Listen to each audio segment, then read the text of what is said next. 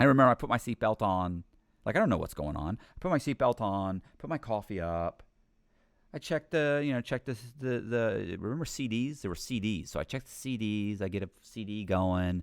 I'm checking my lights. I look down, make sure there's no cars coming. I look in the rearview mirror, and there's 2 U.S. Marshals. I hit the gas, boom, take off and shoot into down the road and into traffic, and boom, I'm gone.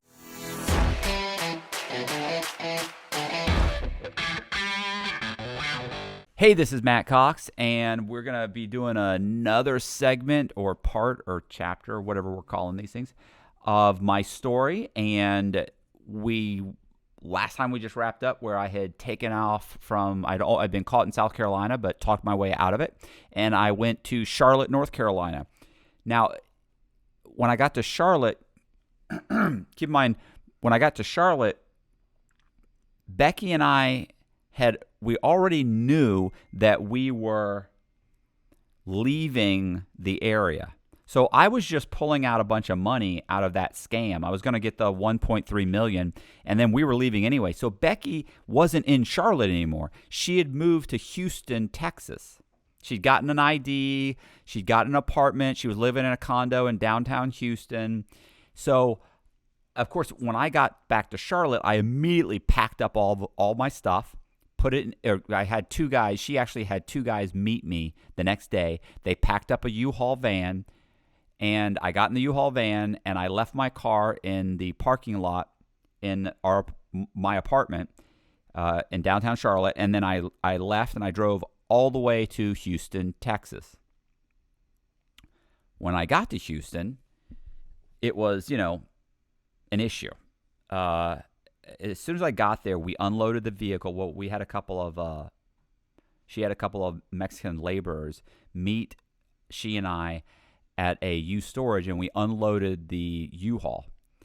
And then we took the U-Haul, and I parked it on the outside of her apartment building. She had a great apartment, and so I was going to stay there with her until I got my own place, basically. So we went down. I remember we had something to eat, and we were driving around. And as she was showing me the area, she's like, "Oh my gosh, it's a great area. There's a sushi place here, and there's this, and there's that." And she's pointing out the whole place. I remember, I said, "Hey, I had seen a for sale sign in the front of this townhouse, and it was in one of those for sale signs. It had one. There was one of those clear plastic flyer things. So I go, "Hey, stop the car," and I jumped out, and I pulled a flyer out of it, and I got back in the car, and I was reading about the townhouse. I remember Becky said, "Oh my God, what are you doing?" And I went, "Well, keep in mind she's bipolar. And she's not taking her medication. I had sent her to a psychiatrist. She had been prescribed Zoloft. She would take the Zoloft for a month or so, and then she just stopped taking it. And she would always say that, well, I felt better. I thought it was okay. I didn't think I needed it. I don't like the way it makes me feel. It was a mood stabilizer, and it would keep her from getting too manic, but it also, it kept her from getting too low and depressed, but it also kept her from getting too manic. So she didn't like it, and so she'd stop taking it. So anyway, as soon as I got back in the car, she immediately said, "What are you doing? Why'd you get that flyer?" She goes, "You're not going to run a scam here, are you?" "I don't want to run a scam here." She goes, I like it here. I want to stay here. And I went, "I'm not going to run a scam here." I said, "But I need to find a place to live. I can't stay with you." She just went nuts. She immediately started screaming, "What? I'm so disgusting that you can't stay around me. You don't care about me." I mean, just went nuts. And so I remember saying to her, "Are you still taking your medication?" That sent her off again. "I'm not taking my medication. Fuck you. I don't want to take that shit. There's nothing wrong with me. It's you." And I was like, oh, wow. So we go back to her place, get into the elevator, go up in the elevator. I remember, this is funny because I remember there was this really hot chick that got into the elevator. And I remember being in the elevator staring at the ground, because I remember thinking, don't even look at this chick. Don't even glance at her, because Becky's staring at me, and I'm trying not to stare at this chick. As soon as we get up to Becky's floor and the door opens, I bolt off the elevator immediately. And I remember as we were walking off, Becky said, I bet you'd love to fuck that little skank. And immediately as the elevator doors were closing, I heard the girl go, hey. This cracked me up. So I get to her apartment, we go inside, and all I can think about is, like, this chick is going to get me arrested. Like, I'd known it before, and I wanted to keep her, you know, I wanted to do the right thing by Becky. I didn't want to leave her. But it's just at this point, you know, she just, one, I knew I couldn't rely on her, because she had told me she was not going to come pick me up at the police station when I was in at the video before this one. I explained that I'd gotten caught and I'd gone to the police station, and Becky had told me, like, if you get arrested, I'm not gonna get you out on bond. I'm not gonna help you. So I was, you know, I just realized, like, there's just no reason for me to stick it out with this chick anymore at all. She was planning on taking the money and just keeping the money and leaving me in prison. Like, this is not a girl that's worth staying for. So, but when I had gotten there, she had taken the money that I showed up with. She had taken, like, I had all the money in like it was in a duffel bag, and she had taken it and put it somewhere in the apartment, and I didn't know where it was. This was a big apartment. She had a lot of stuff. It was a nice place. And I thought, how am I going to figure out where the money is? So I still had, like, I don't know what it was, $10,000 or $15,000 in cash. So I pulled the money out, and I handed her the money. I said, hey, by the way, I said, this is what I got out of the bank. Here you go. And I gave her the money. She took the money, and she goes, she's ready to fight. And she just kind of, like, looked at me and just shrugged and walked off, leaving me, like, in the kitchen. So I remember, as she walked into her bedroom, I immediately ran up to the door and looked where she was going, and she walked in the closet, stuck the money in a like a shoebox, a Prada shoebox. I remember she stuck it in the Prada shoebox and turned around, and I bolted back to the kitchen. She walked out, and I said, listen, I said, we need to talk about just splitting up the money and going our separate ways. And she was like, well, you can leave, but I'm not leaving, and you're not getting any money. And so we start getting into this huge argument about the money. And at one point she said, you're not getting any of the money. And I said, listen, let me explain something. I said, we're splitting the money up. And I said, because when I asked her what she thought I deserved, she said, nothing. She goes, you don't deserve anything. I want to keep I'll keep the money. She said, I can't go do what you're doing, so I need all the money. You can go run another scam. I go, yeah, but I don't have anything. You're telling me nothing? I don't deserve anything? She goes, no, you don't deserve anything. I mean, she was just a fucking bitch. And I was like, I said, listen, I said, let me explain something. I said, we're splitting up the money. I'm getting something. I said, or I'll take all of it. And she said, with what? She goes, you don't even know where it is. I said, it's in the Prada shoebox that's sitting in your closet. And she was like, she immediately was like, oh, okay. You can see it in her face. And I said, so either I take all the money or we come up with something reasonable. And she goes, she said, take all the money and do what? She said, you're going to what? She said, drive off in that U-Haul van. She goes, in the ID that the police are going to be looking for. And the funny thing is that, like, she was right. Like, I didn't have ID. We'd put all my IDs in the storage unit. Like, I didn't have anything, and I didn't have anything that she didn't know about. So I couldn't use any of those IDs, because she made it perfectly clear, like, she's going to call the police, tell them, hey, there's this guy, he's in a U-Haul van, here's who he is. Like, what am I going to do? Hey, I hope you're enjoying the video. If you're interested in getting a painting done by me, my contact information is in the description box. Enjoy the video. So we argue, and we end up arguing, and I said, look, give me $100,000 in cash. You keep the rest of the money. So she gave me $100,000 in cash, and I left. And I remember when I left my cell phone on the kitchen counter, because the times that I had left her before, she'd always called me and called me and called me until I eventually answered the phone, and then she would talk me back into coming back. Like she'd cry and beg and plead, and I'd end up turning around and coming back. So I took the phone, I put the phone down, I grabbed my duffel bag, I grabbed the 100,000, I walked out, got into the van, and just started driving, and never went back. So I was somewhere around going through Louisiana, through Baton Rouge. I forget the interstate that cuts through there, but I was going through there, and I had stopped to get a track phone. So I got this track phone. It's like a burner phone. So, I got the phone just so I could call home. I called my mom. I called my ex-wife. I ended up calling a friend of mine named Susan, who was also one of my former mortgage brokers. And I called Susan, and she had said, look, like the FBI is looking for you. Like they're knocking on doors. They're banging on everybody's door. They're staking out people's houses. They've interviewed almost everybody. Like it's done. Like you're done. Everybody's cooperating, which included Susan. And she said, you need to turn yourself in. She said, the FBI's, the agent's name is Candace Calderon. She's the lead agent, and she said that if I ever talk to you, to have you call her. I have her phone number. And I didn't want to do it, but I was like, I was like, I don't know. So she was just call her and hear her out. So I got her phone number, and I called the agent. And I talked to her on the phone, and I was like, hey, my name's Matt Cox. I said, she answered the phone, and I was this, agent Calderon, and she said, yeah. And I said, this is Matt Cox. And she was like, oh, wow, Mr. Cox, how'd you get my phone number? I told her Susan gave it to me. She told you wanted to talk to me. And she goes, yeah. I said, well, what can I do for you? And she said, well, I want you to turn yourself in. I said, yeah, that's not going to happen.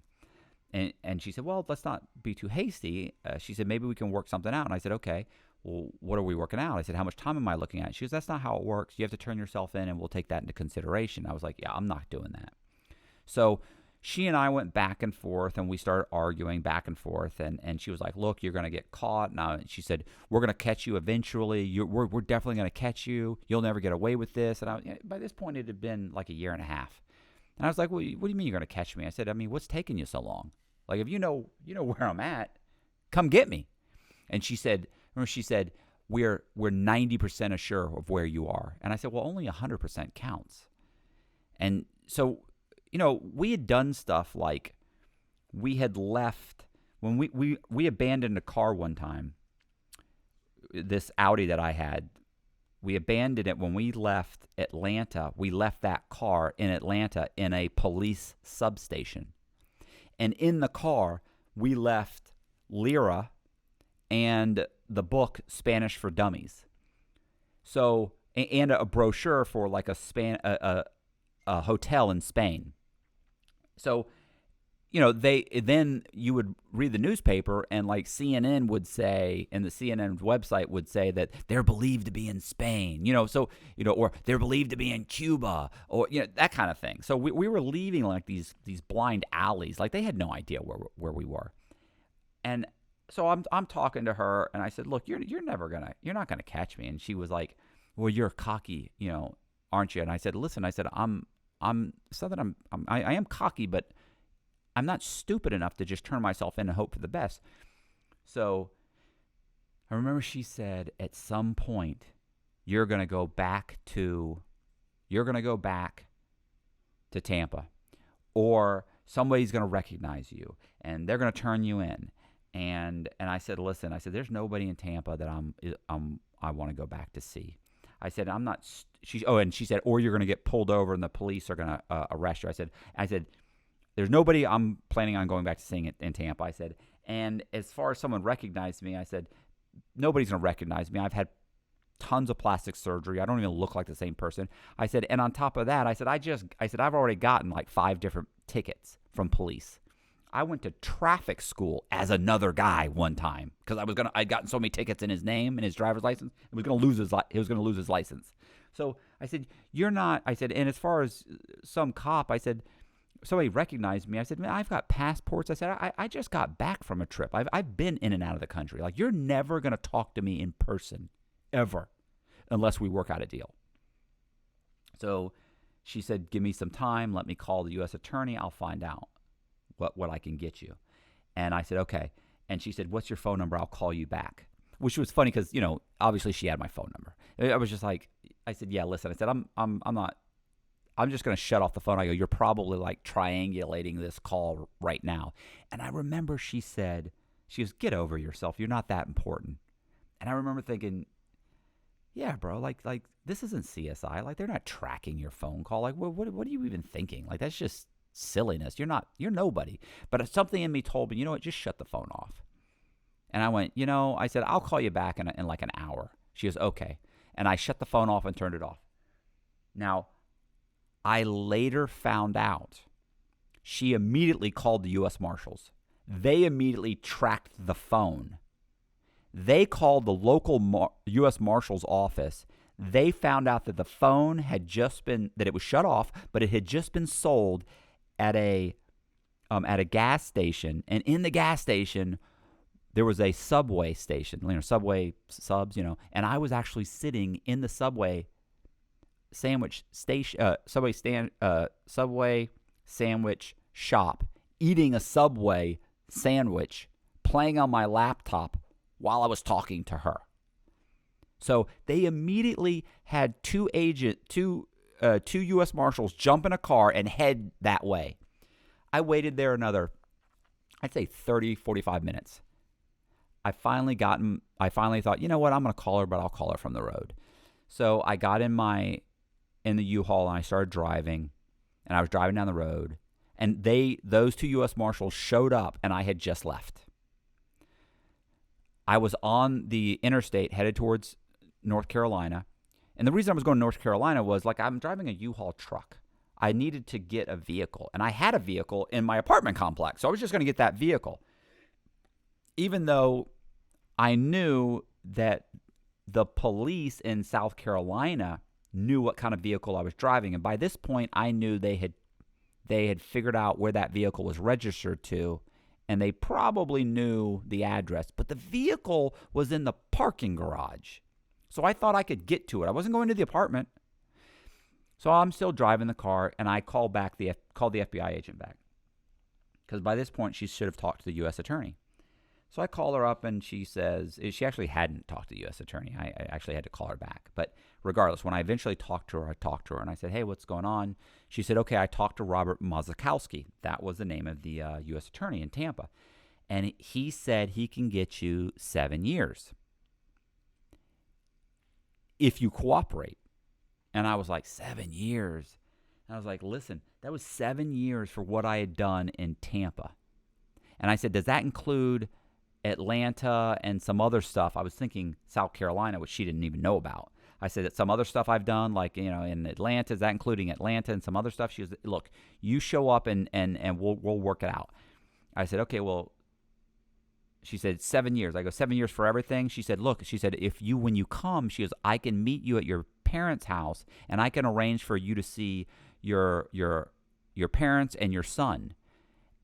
And then I went, okay, well, I appreciate that. She goes, I'll let you hang out there for like a couple hours so you guys can all spend some time together before we put you in custody. I said, okay, I don't know. She said, look, everybody's already cooperated against you. And I said, yeah. I said, and this is going to include everything? She said, look, what's important is that, you have to turn yourself in before this gets out of control. Somebody might try and apprehend you. You could get hurt. And I was like, oh, I'm not worried about that. And I said, look, why don't I go to Atlanta? I said, I'm closer to Atlanta than I am Florida. I said, and we need to work on the 7 years. You got to call this guy back. I can't do 7 years. And she said, look, you have to turn yourself in Tampa. And I went, okay, but Atlanta's closer. Like, I would hate to be on my way back to Tampa and get pulled over and get arrested. And she said, no. She said, you can't go to Atlanta. And I went, well, what am I said, you know what? It dawned on me. I said, I've asked you like 3 different times if this deal includes everything. You said it did. No, I said, but you haven't said it includes everything. I said, I'm asking, does this deal include Atlanta and some stuff, a few $1 million in fraud that you don't even know about yet? Does it all include all of it? I said, I keep asking you this, and you haven't said yes. And she went, listen, we're going to catch you eventually. And I went, oh, fuck. I said, well, what does the deal include? She goes, it just includes Tampa. But I can call the other districts. I can call call it the Atlanta U.S. Attorney. And I realized they wanted 7 years for the $11.5 million I'd stolen in Tampa. Didn't include the money, the $500,000 that I'd stolen in Atlanta. It certainly didn't include the, $1.3 million I just, defrauded the banks out of in Columbia, South Carolina. So, I mean, that's almost $2 million more money. Like, I've got there's some issues. Like, I'm going to do way more than 7 years at this point. And I'd been on the run for a year and a half.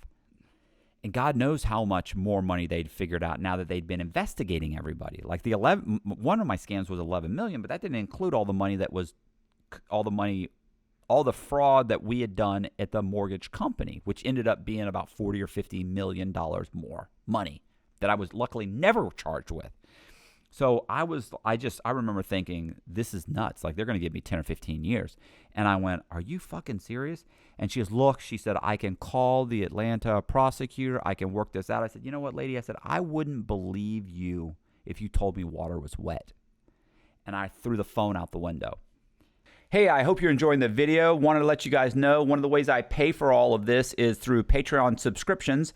So if you join my Patreon at the top tier, you get a different painting every single month. The contact information for Patreon is in the description box. Back to the video. So I drove all the way to Charlotte. I got to Charlotte. I remember I dropped off the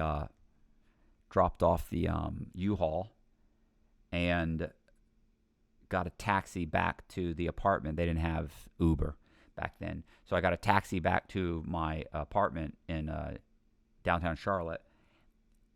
And I remember thinking to myself, I was going to retrieve my vehicle. I had an Infinity. I was going to retrieve the Infinity, and I remember thinking that by now they've got to know where I am. Like, the FBI has to know where I am. So I end up going into the apartment building, and I go up to the garage, and I'm staring at my car. I'm like looking at all the other cars because I really felt like they were watching the car. But I kind of walked around a little bit and looked, and nobody was there. I got in the car, backed it out, and drove down the parking garage and drove right out on the street. And I was like, yes, I'm good. I'm clear. There's nobody here. So I pull up and I park right in front of a Starbucks that was kind of catty corner to the apartment complex. It was kind of right around the corner. And I was like, things are good. Things are looking up. I've got a parking space right in front of Starbucks. Let me get some Starbucks, and then I'm gonna head out of Charlotte.